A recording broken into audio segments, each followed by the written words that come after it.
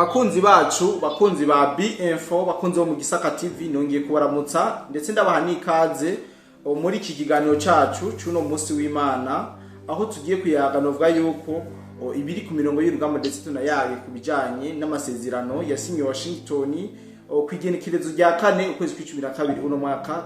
Abantu benshi mwari mumaze imisi mumbaza ati umwami w'Igisaka ari he, imeze gute, vyagenze gute.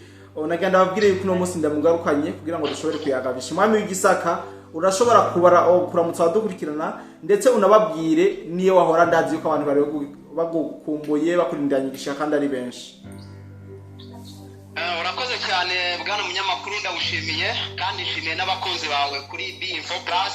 Hanyuma bankurikira ku Gisaka TV, namwe ndabasuje kandi mbaha ikaze. Birasaba n'ubundi nk'uko bisanzwe, abavandimwe bakomeje kumbwira yuko bagiye bakira message nyinshi batumwa umwami w'Igisaka Tahudede ntiyaba yamutambikanye, ariko ntago ari uko nguko bimeze, ariko nta kiza cyari kibirimo, byose ni Satani uba wigaragambije. Bwana munyamakuru, wenda ntatinze ukanyemereraho nk'umunota umwe yanasobanura ahantu nari mberereye kugira ngo kuko uyu muryango wa B-Info Plus na mu Gisaka TV waha umuryango wanjye. Bwana munyamakuru, sinzi niba tugiye kurya iminota. Oya cyane gose, turashaka kubwira abadukurikirana iyo wahora icyayi cyagufatiriye ikibazo cyari cyabaye, kuko urashobora kuba wari waragize ikibazo cyo ushobora gukemurwa n'umuntu adukurikirana.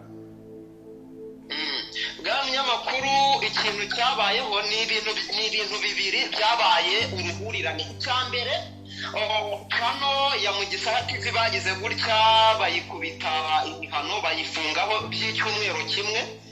Icyumweru kimwe ni ukuvuga ntago ari cyo gihe igihano kigomba kumara iminsi 90, ariko icyumweru kimwe nicyo ntabaga nemerewe kuyizaho ngo mbe nagira ikintu shyiraho cyangwa se ngo ngire ikintu nkuraho. Ni ukuvuga ngo mbese mu by'ukuri nari ndi mu bihano. Ibyo rero byavuye bwa munyamakuru, hari inkuru abamurikiye banyuze mu Gisaka ahari baba barayibonye. Ni inkuru yanyuze ku mu Gisaka TV, ntabwo ari wari wayikoze, nayikuye ku yindi channel. Bashobora kuba bayizi, ntabwo ndi buyivuge hano izina, ariko icyabayeho ni iki, inkuru narayizanye by'umwihariko kuko yari iri guforinga muri linye yacu dufite yo kugaragaza ibibazo biri hano mu karere, nkanjye nk'umunyarwanda nkagaragaza ibiri hano imbere mu gihugu cyacu cy'u Rwanda. Iyo nkuru yavugaga ku bijyanye n'inzara, uyo tuje tukavuga ngo inzara nta video ntaki. Bwana munyamakuru, biba bigoye abatemera, niba byemera nyine nawo bazaga bati muzana amafoto muzanye amavideo tari hehe. Kandi nanone urebye position ndimo, ni ukuvuga ngo baramaze kumurasayinga mu bigarasha, ni ukuvuga ngo bamigwa bukware. Ntabwo najya kwitere ngo njye guha abantu mikoro ngo badukane ikiganiro mu by'ukuri. Rero navugishije umuvandimwe kuri iyo channel, ni inzara yari iri kuvuza ubuhuha mu Gisaka. Bwa munyamakuru, ndagira ngo ubwiye ko nko mu gice nkomokamo mu gice cya Kirehe, ku Murindi wa Nasho, ni ukuvuga ngo mbese ntabwo ari aho gusa, ariko aho ngaho ngiye mwibwiriye nuko muri iyi minsi namaze ndi mu bihano, nari natashye nagiye kureba uko bimeze. Bwa munyamakuru, inzara iravuza ubuhuha, abantu barasuhutse. Ni ukuvuga ngo keretse urugo rutagira ibiki rutarimo umugabo, ni rwo umugore ashobora kuba akivuga ati ndacyategereje kwa data bukwe nicyo bamarira. Ariko ubundi buri rugo umugabo yagiye, nivanga ingo zisigawemo abagore bonyine. Abagabo baragiye za Buganda, abandi bagiye Tanzania bashoboye. Tanzania ntabwo biba byoroshye. Abandi bagize ibiki bahugiye mu zindi nce z'igihugu ngo barebe yuko byiburaho hari ukuntu hari akantu bahakura. Ni ukuvuga ngo barasuhuke, niko tubyita mu Kinyarwanda. Rero bwa munyamakuru, iyo nkuru maze kuyishyira mu Gisaka TV, nari navuganye na nyiri channel, twari twavuganye, ngo ntabwo bari bwifate ngo nterura ahantu inkuru. Nzi ukuntu gushaka amakuru bivuna, nzi ukuntu ikiguzi cy'amakuru mu Rwanda nzi icyo ari cyo. Ntabwo nari bwifate rero ngo nterure inkuru ngo nuko ngo ndi mbirimbanyi gusa ngo ngamije yuko mu Rwanda ibintu bigenda neza. Ariko nyirayo nabanje kumuvugisha, nyirayo naragenda amuvugisha, inkuru ndayizana nyishyira mu Gisaka TV. yewe icyanambabaje ni uko abantu hari bashaka kwiyumvira ibintu bijyanye n'intambara gusa ariko ntabwo bashaka kumenya ibibera hano imbere mu gihugu cyacu ukuntu ari ibicika. Ariko maze kugihageze yarebwe n'abantu 1,200 cyonyine, nahawe uruhushya na nyirayo nyiri icyo kinyamakuru ntavugiye ahangaha. Ariko icyabayeho icyabayeho ntabwo ariko yambwiye, kuko naragarutse ndongera ndamuvugisha, ndetse ko inkuru ari we wayimpaye nkayikura iwawe umpaye uruhushya ngo gikoreshe iwanjye, ndetse nirinze kugira ngo nk'umuntu waba warayibonye icyo gihe aratubera umuhamya, nirinze kuza ngo nshyireho komantere za zindi bashinja bavuga ngo yego muri abanzi b'igihugu ngo muri ibiki ngo kurwanya ngo leta. Nirinze icyo kintu kukivaho, kuko iyo nkuru yari yayimbaye under condition yuko agomba kugira comment. Niba ushaka inkuru yanjye twumvikana icyo ngomba gukora, ndagikora ndangije ndayizana nyishyira kuri uyitware ari original. Sorry, atuyitware ari original atabyo kugira comment kuri iyo. Yes, nirinze gushyiraho comment kuko ni ikintu nari navuganyeho nawe. Hanyuma inkuru imaze kugera aho ngaho ngiye kubona mbona ngo icyo bita ngo ni copyright strike, ni ukuvuga ngo inkuru ngo ndayizanye ngo nyishyira mu Gisaka TV nabifitiye uburenganzira ngo ntavuganye na nyirayo.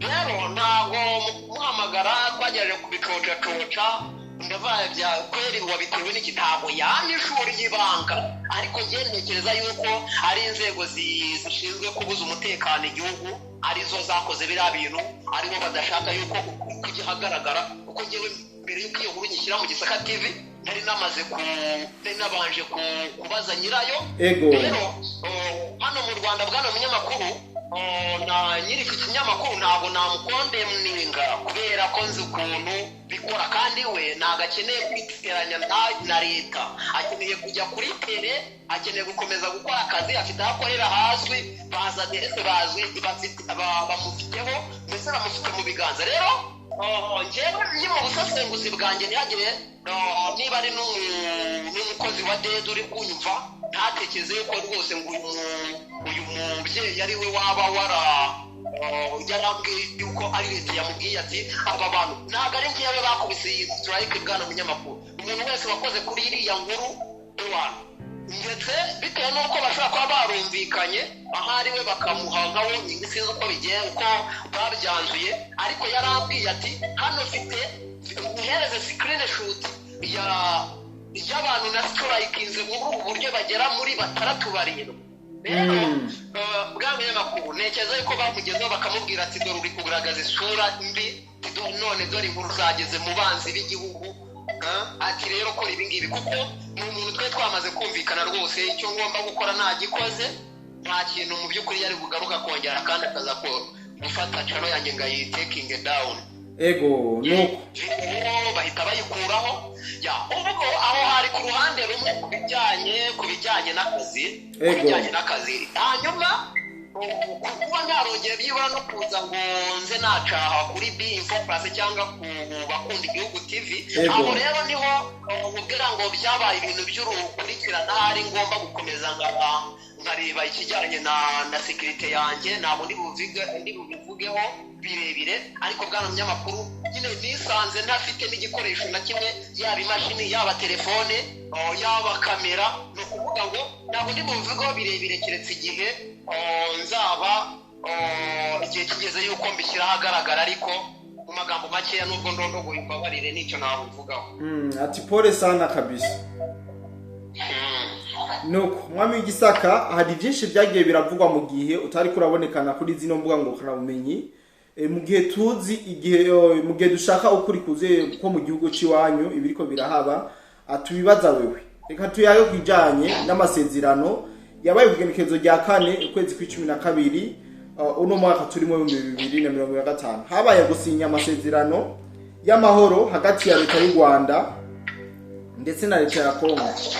Bakimara kuyasinya wamengo begenyeje umuriro ku mirongo y'urugamba. Uratubwira iki kwijanye no gusinya amasezerano, unatubwire igituma imigwano yahise ikomera inyuma yuko bagiye gusinya amasezerano ya Washington. Bwana munyamakuru, wenda ntabwo duheruka gukora gukora ibiganiro dukoreye hamwe. Yego. Ariko icyo nakubwira ubwo mperuka nari nasobanuye impamvu twagiye tubonamo abantu tutari twiteze mu masezerano ko bari buze gusinya nabo tukagenda tubabonamo.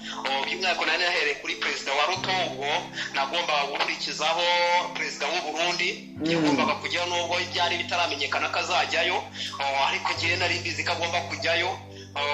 Kandi Abagande nabo bari hariya na Tanzania nayo mu byitege, ni ukuvuga ngo muraje murabona ibintu bitandukanye. Ariko ku kibazo rero warumbajije bwa munyamakuru, kuri izo nshuro ziheruka mu biganiro duherukamo, nari nakubwiye nti iyi ni half time ya ukwambwiye igice cya mbere cy'iyi match irarangiye. Muraje noneho ubu sasa nibwo mugiye kubona. Ubundi kugira ngo wumve iki kintu neza, ibyo byo kuvuga ngo amasezerano ngiki ni nkaho umusifuzi avuze ati rero iyi half time wowe witwaye gutya, wowe wari uri mu gutyo, hanyuma ubu baraje bagirajemo agiye kuzamo abakinnyi bashyashya. Ni ukuvuga ngo tugiye kubona intambara iruta iyo twigeze tubona ikintu njyewe iyo mvuga ngo intambara y'akarere nari utekereza ko ari ikintu kiri aho mu kirere gusa. Ariko noneho nk'uko wari umaze kubivuga, by'umwihariko nabonye warageze kwiteruka higerera neza. Nanjye ku makuru y'ubutasi mfite bagaje nini, ntabwo nari nicaye nubwo byari uko nguko tutabasha kuvugana, ariko gake nashoboraga kuaccessinga.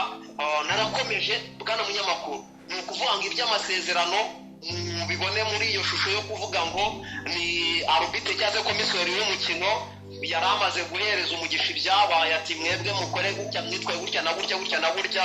Hanyuma tugiye kubona intambara noneho byanabanje bagwiye tuvangiye akarere, turi kubona Wazalendo na FARE na M23, ariko tukabona u Rwanda rutajyamo mu buryo bweruye. Umwashobora kuza atari intambara y'akarere, Wazalendo niko karere. Ikivuga ko kiri kubera muri Kongo niko karere muba muvuga. Rero ahangaha niho mugiye kureba step bagiye gustepinga escalating intambara. Mugiye kubona ibihugu by'imvovinga mu bwa munyamakuru.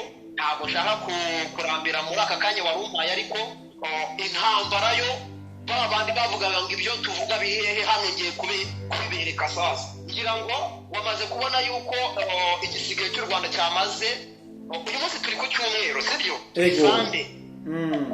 Yes, turi ku cyumweru. Ejo kuwa gatandatu n'uyu munsi mu gatondo bamaze kujyayo brigade ebyiri, abasirikari 7,000.